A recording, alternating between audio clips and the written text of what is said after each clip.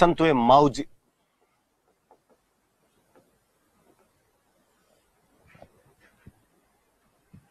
माऊ जी महाराज,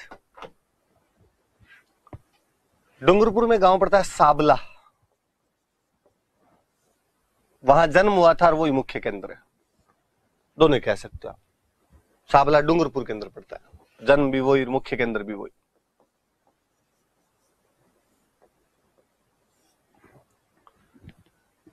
वेणेश्वर धाम की स्थापना इन्होंने करवाई थी, यह बात मैंने आपको बता दी थी। हालांकि वेणेश्वर धाम शिव जी का मंदिर है, पर ये भगवान कृष्ण के भक्त थे और भगवान कृष्ण की निष्कलंक अवतार के रूप में पूजा करते थे। बहरे भगवान कृष्ण पे कोई कलंक नहीं है, आप लोग इधर उधर की कोई बातें बताते हो तो गलत है। कृष्ण के निष्कलंक अवतार की पूजा करते थे, इसलिए इनका जो संप्रदाय चला उस संप्रदाय का नाम हो गया निष्कलंकी। निष्कलंकी संप्रदाय हो गया।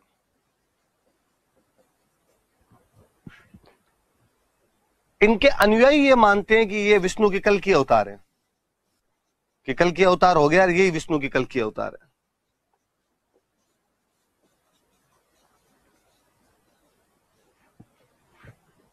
डूंगरपुर बांसवाड़ा की भाषा वागड़ी, तो इन्होंने अपने उपदेश वागड़ी भाषा में दिए।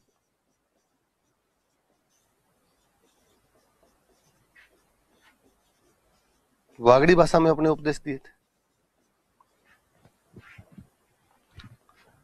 तो माऊ जी महाराज साबला डूंगरपुर जन्म स्थान है, मुख्य केंद्र है। वेणेश्वर धाम की स्थापना करवाई थी नवा टापरा में। भगवान कृष्ण की निष्कलंक अवतार के रूप में पूजा करते हैं, इसलिए निष्कलंक की संप्रदाय चलाया था। इनके अनुयायी इनको भगवान विष्णु का कल की अवतार मानते हैं। वागड़ी भाषा में अपने उपदेश दिए थे इन्होंने। इनका जो मुख्य ग्रंथ है उसका नाम है चोपड़ा।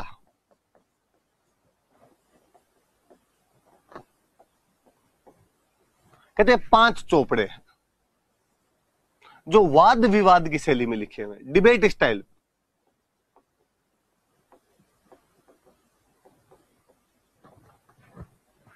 पांच चोपड़े लिखे हुए, नाम याद जितने आते हैं मैं बोल देता हूं, शायद यही होने चाहिए। प्रेम सागर, मेघ सागर, शाम सागर, रतन सागर, अनंत सागर। 5 चोपड़े लिखे हुए, प्रेम सागर, मेघ सागर, शाम सागर, रतन सागर और अनंत सागर। दीपावली के दिन निकाल के इनको पढ़ा जाता है। दीपावली को वाचन करते हैं इनका, दीपावली को पढ़ते हैं इनको।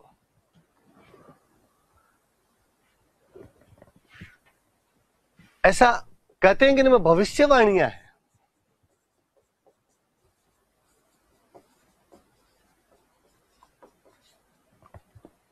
कहते हैं इनको देख के, इन चौपड़ों को देख के अगले 1 साल का राजनीतिक, आर्थिक, सामाजिक घटनाक्रम बताया जाता है। मौसम कैसा रहेगा, फसलें कैसी होगी, बीमारियां तो नहीं आएगी, पॉलिटिकल घटनाक्रम क्या रहेगा, इन सब चीजों की जानकारियां जो है वो इन चौपड़ों में है। डूंगरपुर बांसवाड़ा के जो बच्चे आते हैं क्लासों में,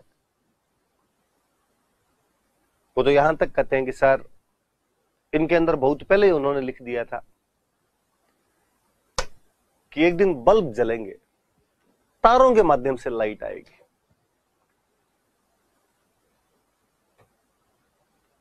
डूंगर डूंगर दीवा बड़े, पहाड़ों पहाड़ों पे दिए जल जाएंगे, तारों के माध्यम से दिए जलेंगे।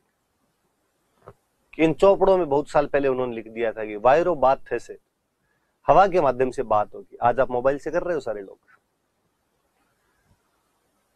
स्टूडेंट तो यहां तक कह जाते हैं कि सर इनके अंदर लिखा हुआ है कि एक दिन गुजरात का एक आदमी आएगा और पूरे भारत के अंदर छा जाएगा। गांधी जी आए और पूरे भारत में छा गए। आपका दिमाग तो हालांकि और कहीं लगा होगा, मुझे पता है। अब आपके दिमाग में आ रहा होगा कि जब इतनी बातें हैं तो कोरोना की बात क्यों नहीं है। मैं कहूं कि इसमें कोरोना की भी है, कि उन्होंने लिखा कि एक बीमारी आएगी। ये माऊ जी महाराज को थोड़ी पता था कि तब दुनिया इतनी मूर्ख हो जाएगी कि जुकाम जैसी बीमारी में खुद को घर के अंदर बंद करके बैठ जाएगी। घर के अंदर बंद थे तो भयंकर डर रहे थे, अब खुले हैं, सब तरफ घूम रहे हैं, तो कोई डर नहीं लग रहा है। माओजी महाराज तो इसके बारे में भी लिख गए थे, तो कहते हैं इसमें थर्ड वर्ल्ड वॉर की भी भविष्यवाणी। तो याद रहे कि वाद विवाद की शैली में 5 चौपड़े लिखे गए हैं, प्रेम सागर, मेघ सागर, शाम सागर, रतन सागर, अनंत सागर। दीपावली को इनका वाचन किया जाता है, भविष्यवाणी है इनके अंदर। साबला मुख्य केंद्र है, 2-3 और अन्य केंद्र बने हुए हैं। गांव के नाम है शेषपुर, पुंजपुर, एक कोई गांव और मेरे दिमाग से निकल रहा है, पीडीएफ में लिख दूंगा मैं तो याद आ जाएगा। वहां पे है से या याद आएगा तभी बता दूंगा मैं आपको, पर ये 2 तो याद रखना बने, शेषपुर और पुंजपुर। तो ये माओजी महाराज साबला में मुख्य केंद्र है इनका।